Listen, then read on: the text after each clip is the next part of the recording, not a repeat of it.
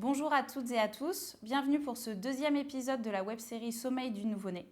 En effet, les parents sont souvent soumis à des informations contradictoires concernant les soins prodigués à leur nouveau-né. Et c'est pourquoi le Collège national des sages-femmes de France, en collaboration avec d'autres sociétés savantes, ont produit des recommandations pour la pratique clinique afin de prioriser les messages à délivrer aux parents, notamment pendant la grossesse. Un des axes s'intéresse à la mise en place du lien d'attachement et à l'apprentissage du rythme sommeil-éveil du nouveau-né.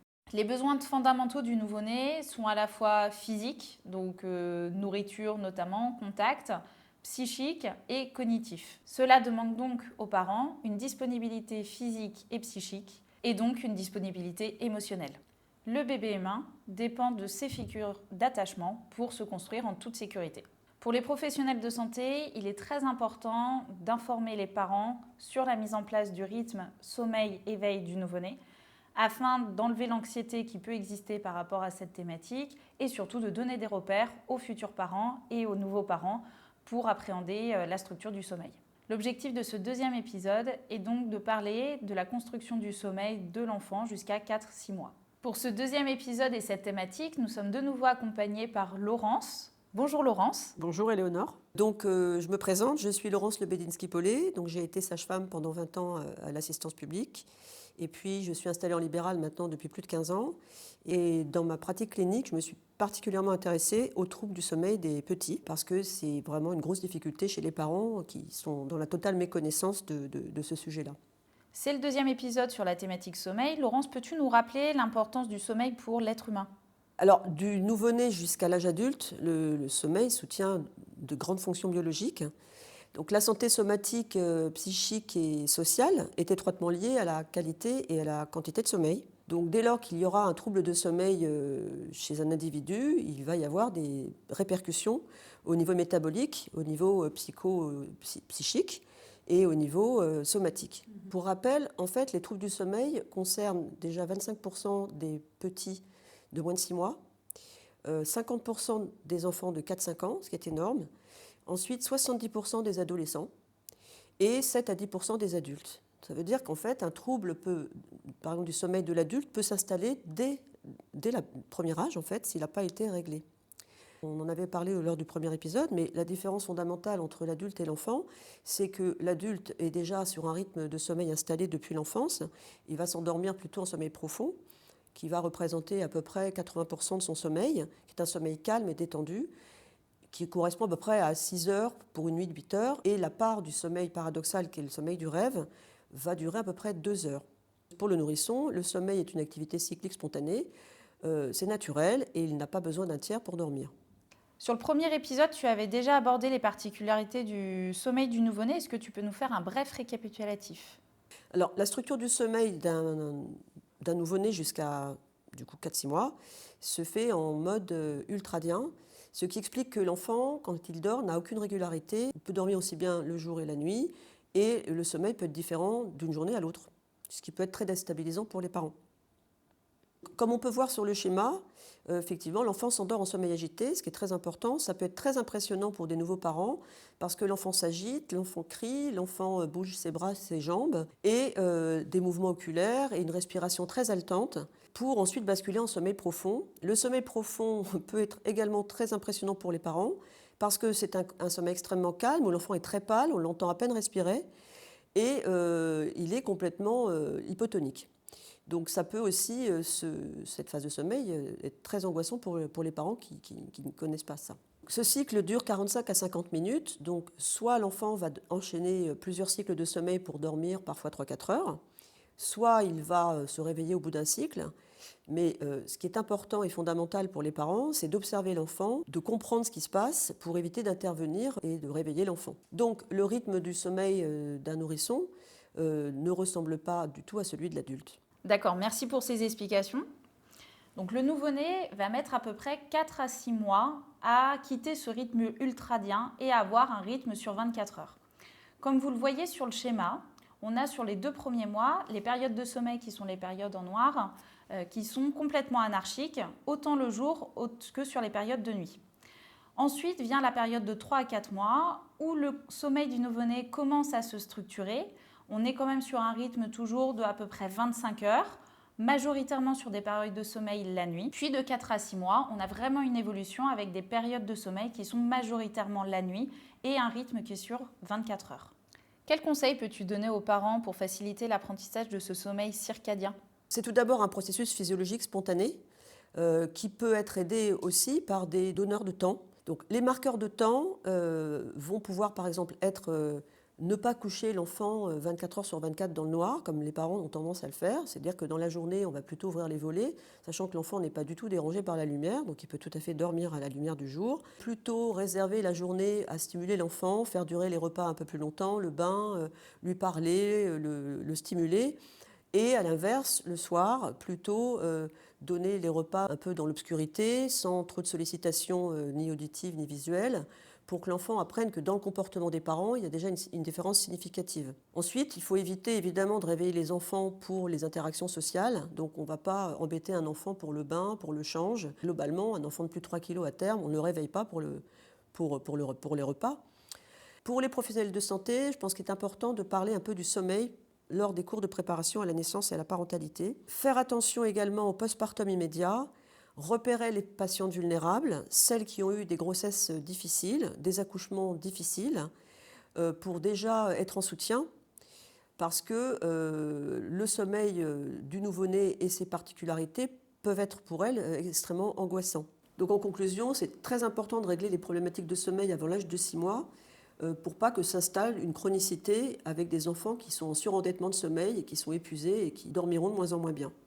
Tu as parlé donc de l'endormissement en phase agitée. Quels conseils tu peux donner aux parents justement pour favoriser cet endormissement ? La chose la plus importante, c'est d'observer l'enfant, notamment après un repas où il va forcément à un moment donné commencer à envoyer des signaux sommeil. Donc repérer les signaux sommeil, c'est-à-dire le bâillement, l'enfant qui devient un petit peu, qui était en veille calme et qui se met en veille agitée, qui commence à chouiner, à pleurnicher un petit peu. Là, il nous dit en réalité, j'ai sommeil, il faut me coucher. Il faut absolument accepter que l'enfant s'agite un petit peu pour s'endormir, donc il va pleurer parfois pendant 5-10 minutes. Alors, il faut regarder sa montre, parce que c'est vrai que 5-10 minutes pour une maman dans l'émotion qui vient d'accoucher, c'est extrêmement long. Donc, on regarde la montre, on se met des repères de temps, d'accord, et on essaye de ne pas intervenir lors de cette phase d'endormissement. Bon. Je dirais même qu'au niveau du couple parental, il vaut mieux que ce soit la personne qui soit la plus distanciée par rapport à l'enfant qui s'occupe de ça, parce que l'enfant est une éponge émotionnelle et il ressent absolument l'anxiété de l'un des parents au moment du coucher, si c'est le cas. Donc il vaut toujours mieux que ce soit le parent qui a le plus de recul et d'objectivité par rapport à l'enfant qui couche l'enfant. Donc si l'un des deux parents est angoissé à l'idée de coucher l'enfant, il vaut mieux qu'il aille se promener un petit peu et laisser l'autre faire les choses. Alors évidemment, on ne laisse pas pleurer un bébé indéfiniment, ça c'est clair pour tout le monde. Il y a une petite différence entre laisser pleurer un bébé des heures et ne pas le laisser pleurer du tout. Un enfant, ça crie, c'est normal. Un enfant qui ne crie pas, c'est pas normal, d'ailleurs, physiologiquement parlant. Donc, on ne laisse pas crier un enfant longtemps, on regarde sa montre, on a des marqueurs de temps. Et évidemment, si au bout de 5-10 minutes, ça peut être 3-8 minutes, ça dépend aussi de la capacité des parents à supporter ça. Mais on va y retourner et là, on va éviter de sortir l'enfant du lit parce que sortir l'enfant du lit sous-entend quand même que le lit n'est pas un univers rassurant pour l'enfant. Donc, alors que il doit s'approprier comme étant un lieu de calme, de sérénité, de repos, puisqu'il va y rester 3/4 de son temps. Donc, on évite de le sortir du lit, d'autant plus que c'est facile de sortir les enfants du lit, mais la difficulté, c'est de les remettre. Donc, on essaye de les calmer dans le lit, on les berce avec la main, on leur fait téter éventuellement une tétine, un doigt, parce que c'est une sécrétion d'endorphine et ça les détend. On leur parle doucement, on essaye de les calmer au lit, quitte à rester un peu à côté, assis, mais on ne change pas l'enfant, on évite de le changer du lit. On peut l'emmailloter jusqu'à 3 mois, parfois ça permet à l'enfant d'être un peu structuré, l'impression qu'il est une unité de corps, parce que sinon il va avoir des mouvements un peu cloniques dans l'espace, et le vide c'est quelque chose qui est extrêmement angoissant. Donc le fait de les rassembler comme les pièces d'un puzzle, ça les construit, ça les rassure. Donc l'emmaillotage est une bonne idée, mais c'est un outil supplémentaire, de même que la tétine. On considère au départ que l'enfant va y arriver tout seul, il n'y arrive pas, on utilise des outils. Donc je vais apporter une tétine, je vais emmailloter. Mais on n'emmaillote pas, à mon sens, d'emblée un enfant. Voilà.